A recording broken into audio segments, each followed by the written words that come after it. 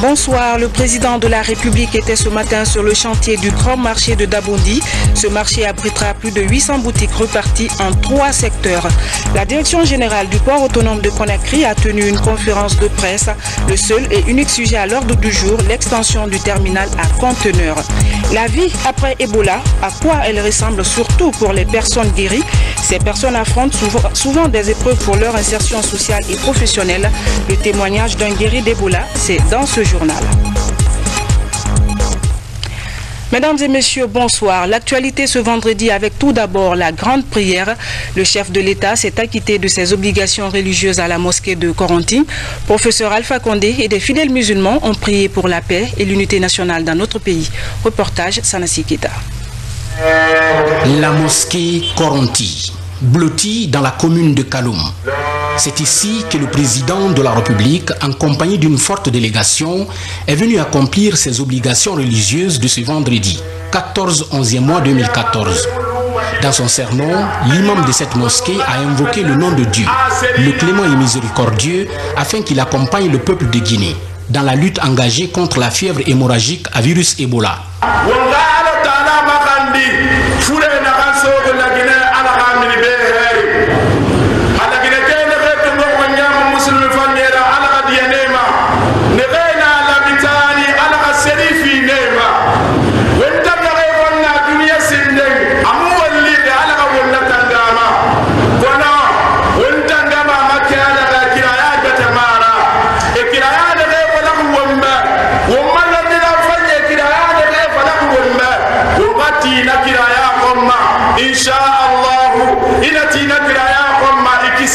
Allahu Akbar. Assalamu alaikum wa rahmatullah. Assalamu alaikum wa rahmatullah. Assalamu alaikum wa rahmatullah. À sa sortie de la mosquée, le chef de l'État a été ovationné par les habitants du quartier venus lui exprimer leur soutien inconditionnel.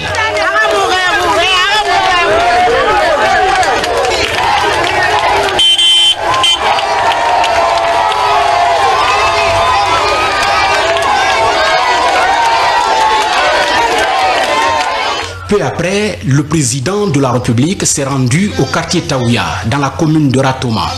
Taouya, où professeur Alpha Condé est venu présenter ses condoléances les plus attristées à la famille Condé, suite à la mort de Hadja Malinyouma Condé, épouse de Hadj Mamoudou Condé, doyen des ressortissants de la sous-préfecture de Barou, à Conakry.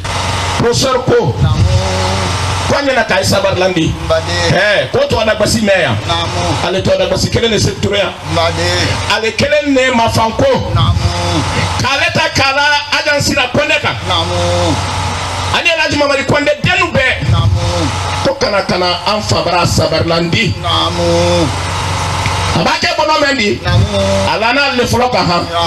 Les prières et bénédictions ont été enfin formulées afin que Dieu le Tout-Puissant, le clément et miséricordieux, accorde son paradis à feu Hadja Malinyouma Condé, décédé le jeudi dernier des suites de maladie.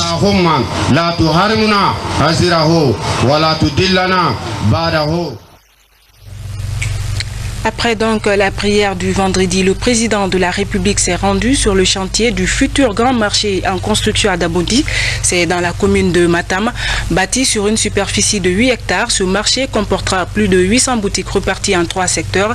Les travaux avancent, c'est ce qu'a constaté cet après-midi le chef de l'État. Retrouvons Sanassi Keita. C'est un marché en chantier qui s'étend sur une superficie de 8 hectares. Préoccupé par la réalisation de cette infrastructure de grande envergure, le président de la République arrive sur les lieux. Objectif, constater l'état d'avancement des travaux de construction de ce marché moderne de Conakry, situé à Dabondi, dans la commune de Matam. C'est une visite importante qui témoigne l'importance que le président de la République accorde pour les femmes et les hommes qui sont dans les marchés dans des conditions hygiéniques mauvaises. Et ce marché pourrait abriter, n'est-ce pas, tous les commerçants qui sont sur les marchés. Donc c'est une visite importante et nous pensons que d'ici le mois d'avril, si ce projet est terminé, ça pourrait ça pourrait donner un oxygène important pour l'environnement de la ville de Conakry. La construction de cette infrastructure moderne témoigne de la volonté du professeur Alpha Condé à accompagner les vendeurs des produits de tout genre dans la recherche de leur quotidien. Le marché est composé en 3 zones. Il y a une zone, la première zone que vous voyez en face, les 2 immeubles qui sont en face, c'est les immeubles qui sont réservés pour les banques et assurances. Les hangars que vous voyez, c'est les boutiques qui seront installées. Il y a 3 hangars qui sont prévus pour les marchés légumes et fruits et légumes, au fond, que vous voyez au fond. D'ici lundi, nous allons commencer à élever la structure métallique de ce marché. Le président de la République a mis cette visite à profit pour appeler les responsables en charge de la construction de ces marchés modernes à accélérer les travaux qui doivent pratiquement finir en février 2015. À l'hémicycle, l'examen du budget 2015 se poursuit. Les travaux portent actuellement sur la défense du volet dépenses des budgets sectoriels. Plusieurs départements ministériels et institutions nationales ont répondu aux questions des députés dans les commissions. La synthèse avec François Lama. Après examen et adoption du volet recettes du budget 2015, les honorables députés s'attellent actuellement à l'examen du volet dépenses de la loi de finances initiale 2015.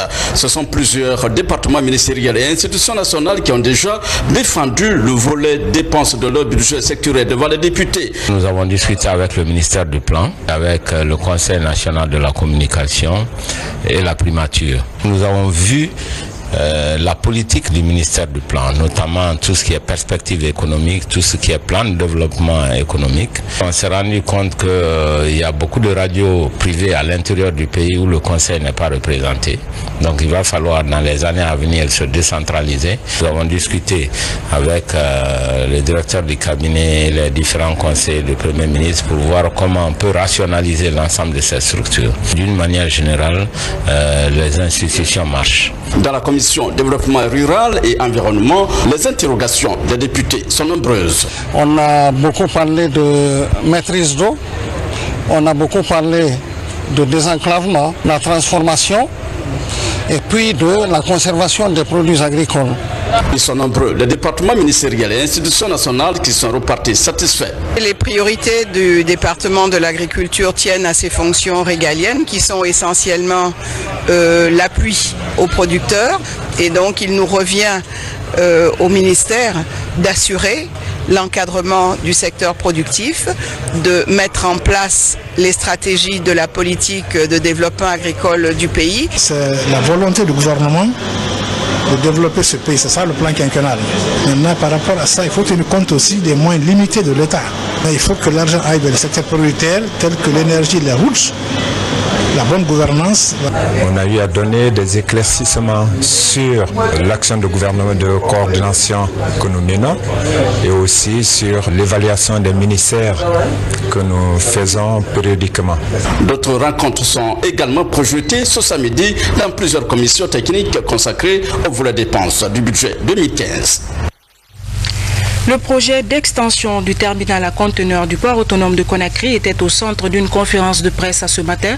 Son exécution est imminente. Les autorités portuaires annoncent également de nouvelles orientations dans leur politique de gestion. La rencontre a permis d'évoquer la nature du partenariat avec le groupe Bolloré. Compte rendu, Makali Souma. Le 11 mars 2011, Bolloré Africa Logistique s'est vu attribuer dans le cadre d'un partenariat public-privé la gestion et le développement du terminal à conteneurs du port de Conakry pour une durée de 25 ans. Mais la décision prise par le port autonome de Conakry de confier à partir de ce 1er novembre la manutention des navires ro-ro, transport des véhicules à Conakry Terminal fait jaser du côté des autres sociétés opérant au port autonome. Selon l'autorité portuaire, les motivations qui sous-tendent cette décision sont pourtant sans équivoque. Pendant 22 ans, on n'a pu poser aucune brique. Donc il a fallu l'arrivée du président pour pour nous accompagner parce qu'en fait, avec Jetman International, ils n'ont pas pu répondre à nos préoccupations. Voilà pourquoi nous avons résilié la convention avec Jetman International et on s'est engagé dans ce partenariat public-privé.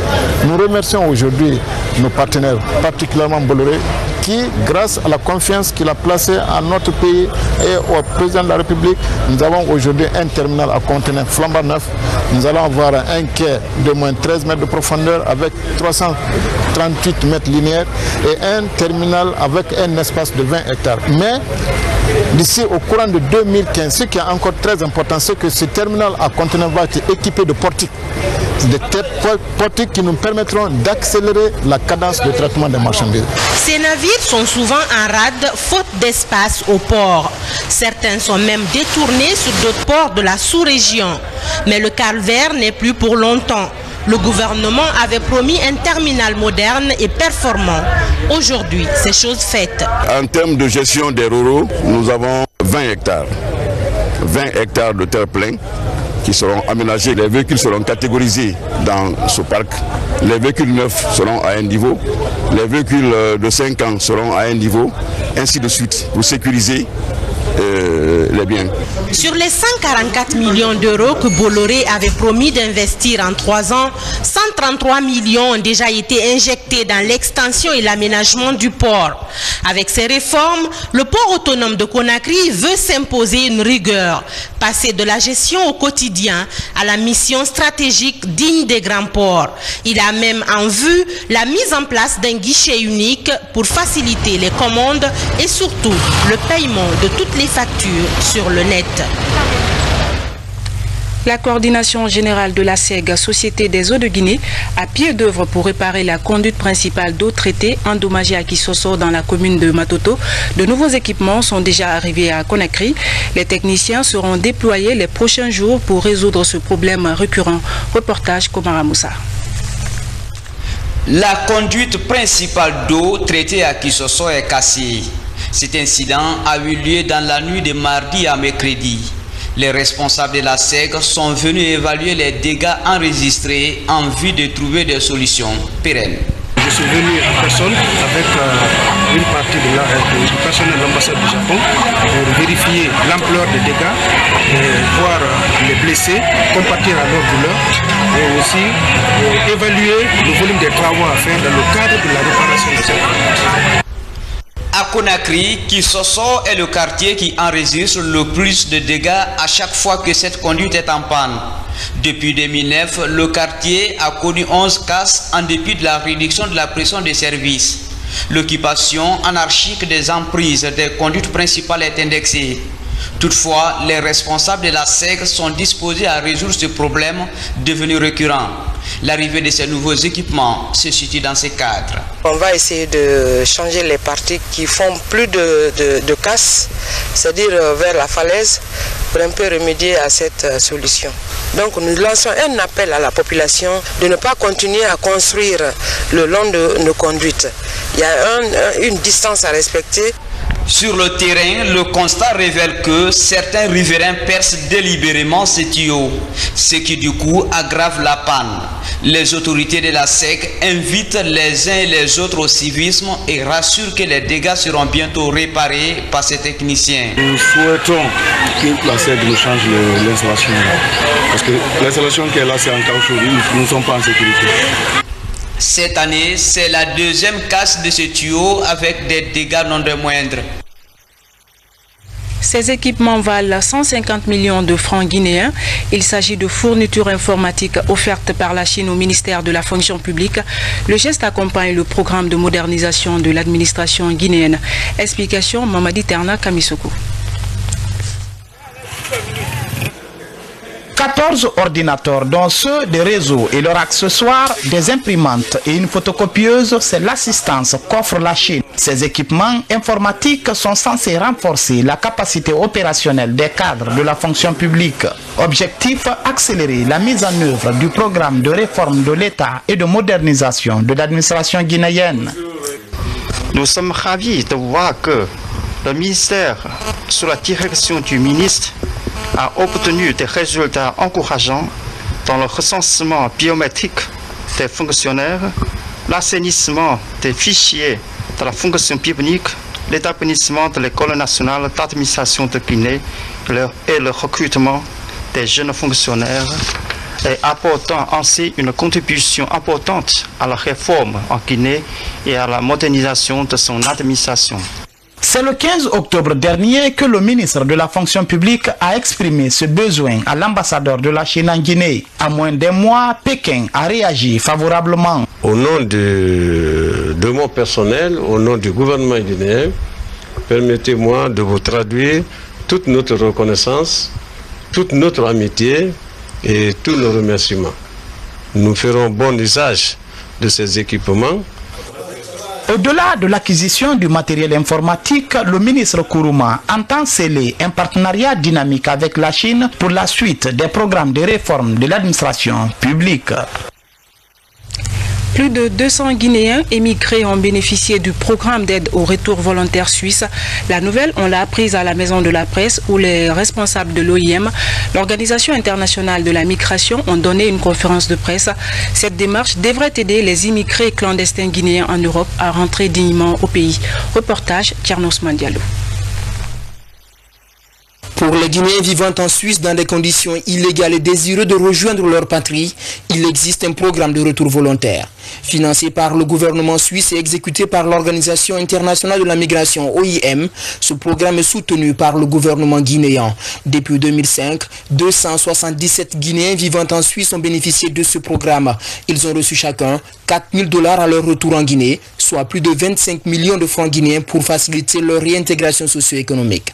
Certains ont réussi à monter des petites entreprises, préférant garder l'anonymat. Ils racontent leur calvaire d'immigrés clandestins en Suisse avant d'encourager leurs compatriotes à choisir la voie du retour volontaire. Il a merlo bon comme yewtidi kon Suisse bon miarido mais wadi faut comme yewtidi kon. Depuis que je suis revenu, l'OIM a respecté ses engagements et aujourd'hui je travaille. Non way ko men halde kon meden gollude be jonni men ko men gollata kon bon meden gollude ni fewndo seda. La plupart des bénéficiaires guinéens du programme suisse d'aide au retour volontaire sont issus de la région de Conakry et de la préfecture de Koundara. Depuis le début du programme il y a 9 ans, leur nombre est sans cesse croissant. Pour comprendre les raisons du départ massif des jeunes, l'OIM entame mener des études. Le programme il débute depuis la Suisse. Les conseillers en Suisse, il y a des conseillers cantonaux qui préparent les candidats au retour volontaire au voyage. Et nous, au niveau de Conakry, notre intervention commence avec l'assistance à l'aéroport. L'assistance à l'aéroport, l'hébergement ou l'accompagnement à domicile. Il y a aussi l'assistance à la réinstallation qui permet aux retournés vraiment d'avoir un peu d'argent pour qu'ils puissent répondre à ses premiers besoins quelques heures après son retour au sein de sa famille. Le gouvernement guinéen encourage le retour volontaire des immigrés clandestins. Des démarches sont actuellement en cours au niveau du ministère délégué des Guinéens de l'étranger pour connaître leur effectif. L'OIM travaille avec l'accord du gouvernement. L'OIM appuie le gouvernement dans le processus de retour volontaire. Vous savez que les Guinéens qui sont dans des problèmes de papier vivent dans des conditions misérables et OIM est là pour les appuyer afin de les assister lors de leur retour. Les bénéficiaires du programme d'aide au retour volontaire reçoivent l'accompagnement des agents de l'OIM dans la mise en œuvre de leurs projets en Guinée. L'organisation s'investit aussi dans d'autres programmes financés par des États comme le Canada pour favoriser le développement local. Et puis, cet appui logistique pour faciliter le travail de terrain, le groupe Rio Tinto offre 20 pick-up et du carburant pour aider dans la lutte contre Ebola. Ces équipements vont servir au transport des malades d'Ebola. Dans ce lot de dons figurent aussi des tentes climatisées. Reportage Bakary Bamba Kondé.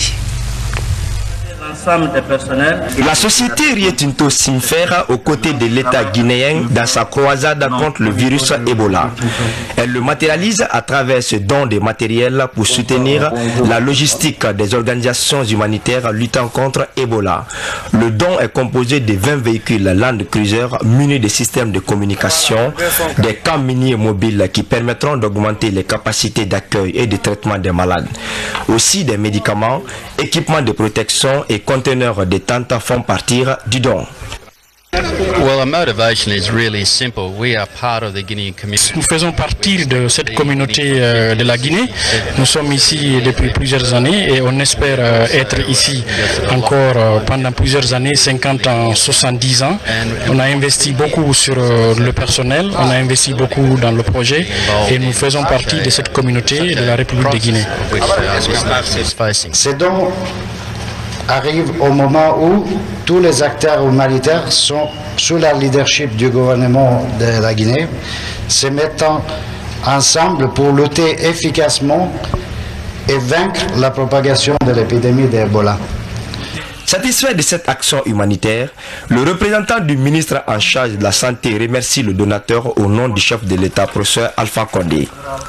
Et si Ebola est un problème économique, il y a de bonnes raisons que le Rio Tinto se mobilise pour aider à mener cette lutte, pour écarter le plus rapidement possible l'aspect économique que nous connaissons par rapport à Ebola.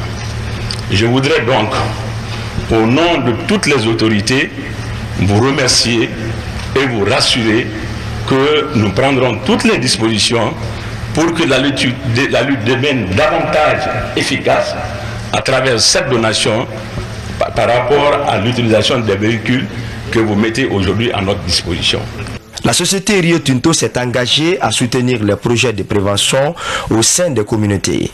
Elle appuie financièrement la Croix-Rouge guinéenne pour secourir les familles en quarantaine et compte fournir de l'équipement médical aux hôpitaux de Beila et Forcaria. La vie après Ebola, à quoi elle ressemble surtout pour les personnes guéries? Voilà un miraculé, médecin de profession. La vie lui a donné une seconde chance. C'est un guéri d'Ebola. Cette seconde vie, il la consacre à l'éradication de l'épidémie. À peine sauvé de la maladie, Thierno Sadou a repris du service. Il témoigne au micro de Denise Timbo Mongono. Bienvenue dans la famille Diallo au quartier Bonfi, en banlieue de Conakry. La petite famille modeste et heureuse savoure la vie en pleine forme. Pourtant, il y a 2 mois, un événement malheureux a déstabilisé la quiétude de cette famille. Le père, un médecin, avait contracté le virus Ebola. C'était lors d'une césarienne. Alors, on a opéré une dame. Il y a eu complications. On nous a fait appel. Donc, alors c'est dans ce cas, moi je suis venu à l'aide. Et on ne savait pas que la femme était infectée d'Ebola. Alors, nous avons fait l'intervention et après on s'est rendu compte que la femme qu'on a opérée était atteinte d'Ebola. Donc, dans les questions, parce que nous avons constaté après l'intervention qu'il y a toujours l'hémorragie et vraiment la manière dont cela se faisait était un peu nouveau pour nous. Et comme on était dans une période d'épidémie, alors nous avons posé quand même des questions à tout le monde et on a trouvé effectivement que la femme est rentrée au bloc opératoire avec une température de 40 degrés et on a continué les investigations, on a trouvé que la femme dans la salle de travail avait fait la diarrhée, elle avait vomi plusieurs fois. Alors, comme ça, nous sommes inquiétés vraiment. Face à cette douloureuse nouvelle, la famille Diallo est restée sereine et solidaire. Le couple s'est trouvé confronté à la pire des épreuves. J'étais allé au centre, je l'ai vu, il m'a dit, je l'ai toujours encouragé, j'ai dit, il faut prendre le courage, il faut être fort, tu vas sortir ici. On a beaucoup de projets à faire, il y a les enfants, et puis la vie nous attend. Aujourd'hui, la tristesse cède la place à la joie. Une seconde vie commence pour Sadou. Dans le quartier, la réinsertion ne pose pas problème. Le jeune médecin se fait le devoir de sensibiliser son entourage sur l'épidémie Ebola et les mesures préventives adoptées. Le message trouve un écho favorable. Maintenant, nous croyons à l'existence de cette maladie. Le docteur est tombé malade d'Ebola. Dieu merci, il en est guéri. Nous croyons également qu'on peut guérir d'Ebola en se rendant dans un centre de traitement. Centre médical de Matam, lieu de travail de Sadou. Sourire aux lèvres, le personnel du CMC de Matam fête le retour d'un héros. Ici, on revient sur les mérites du médecin gynécologue, l'homme qui a sauvé la vie à des milliers de femmes. Tout le monde est content et tout le monde vraiment, les malades surtout, ils ont commencé à envahir ici. Malgré les risques qu'il a connus dans l'exercice de sa fonction, le jeune médecin reprend son travail avec beaucoup de motivation. Il s'engage de nouveau à promouvoir la santé du citoyen, comme il l'a juré dans son serment d'Hippocrate. Un atelier consacré à Ebola et à l'éducation vient de se tenir à Conakry. Il a été organisé par la Coalition nationale de Guinée pour l'éducation pour tous. Ce plateau a été lancé à l'occasion de la 23e journée nationale des ONG. Compte rendu Mabintila Issouma. Cette année, la rentrée scolaire et universitaire est reportée à cause de l'épidémie d'Ebola. Pour une rentrée sécurisée, la Coalition nationale de Guinée pour l'éducation pour tous a organisé cette journée de partage. Objectif, divulguer le plan de riposte contre la maladie dans le système éducatif. Quand nos élèves et nos étudiants restent encore dans leur domicile de leurs parents, en train de prolonger les vacances alors qu'ils devaient être en classe à l'heure actuelle. Que des Guinéens encore continuent à nier vraiment l'existence de cette maladie. Donc nous avons dit qu'il fallait organiser cet atelier au niveau de la société civile pour que au moins nous qui sommes au niveau de la population, nous qui parlons le langage de la population, nous qui utilisons la langue du terroir, nous puissions avoir des messages plus simples, plus clairs et plus convaincants afin de convaincre nos parents, nos concitoyens de l'existence de cette maladie. Organisé en partenariat avec les autorités en charge de l'éducation, cet atelier a connu la participation de plusieurs ONG. Ces ONG s'engagent à intensifier leur activité de sensibilisation. Pour nous, il faut évaluer les risques de reprendre les cours aujourd'hui par rapport aux mesures prises jusque-là dans le cadre de l'ouverture effective des classes. Nous allons continuer ou alors poursuivre à sensibiliser dans les écoles vraiment de la nécessité pour les étudiants de s'impliquer dans la lutte contre cette maladie, notamment le lavement des mains ou le respect des mesures d'hygiène. Mais aussi nous allons, pourquoi pas, prendre contact, comme ils l'ont suggéré ici, à tâche avec les structures internationales d'urgence qui se sont installées en Guinée pour voir comment dynamiser vraiment la lutte contre cette maladie dans les écoles et avec des éducateurs. La Coalition nationale de Guinée pour l'éducation pour tous compte prêter main forte aux autorités éducatives dans la sensibilisation contre l'épidémie. Le défi est que Ebola ne passe pas par l'école. Dans cette lutte, les artistes de la Mano River Union entendent jouer leur partition. Un projet culturel pour encourager la riposte sous-régionale est en cours. Le virus Ebola a déjà fait des victimes dans les 3 pays concernés, le Libéria, la Sierra Leone et la Guinée. Ces artistes sortent d'une conférence de presse pour parler de leur single à venir. Reportage, Sekou Fernand Kourma. Les artistes musiciens de la Mano River dans la lutte contre Ebola. Ils mesurent la gravité de la maladie. La santé des populations et l'économie des pays touchés en sont affectés. C'est pourquoi ils unissent leurs forces pour lutter contre ce virus. Pour le matérialiser, ils entendent sortir un single qui sensibilisera les populations de la Guinée, de la Sierra Leone et du Libéria aux moyens de prévention. Je demande à tout le monde de prendre des précautions nécessaires et de se rendre à l'hôpital au cas où l'on se sent malade. C'est la seule façon de sauver sa vie. Stop the spread. When you have Ebola, go to the hospital. Don't go and give it to someone else. En Guinée comme dans les 2 autres pays, les artistes avaient amorcé la lutte au plan local. Aujourd'hui, en étant ensemble, la lutte a plus d'effet. Il s'agit de nos peuples. Et c'est pour ces peuples-là que nous chantons. Quand ce peuple rit, nous rions. Quand il pleure, c'est normal, on ressent cela. Et ça a été pour moi un plaisir que Emma Smith ait quitté le Libéria pour se joindre à moi pour qu'on fasse Mano River. Un message vraiment qui va s'étendre beaucoup plus loin. Pour atteindre leurs objectifs, les musiciens de la Mano River Union sollicitent le concours des médias, histoire de promouvoir leurs actions. Qui dit que ce n'est pas une façon d'amener les journalistes à former une union des 3 pays pour la lutte contre Ebola. En tous les cas, le single a été remis à la secrétaire exécutive de la Mano River Union. Cette année, la lutte contre l'épidémie d'Ebola focalise l'attention des 72 heures du livre.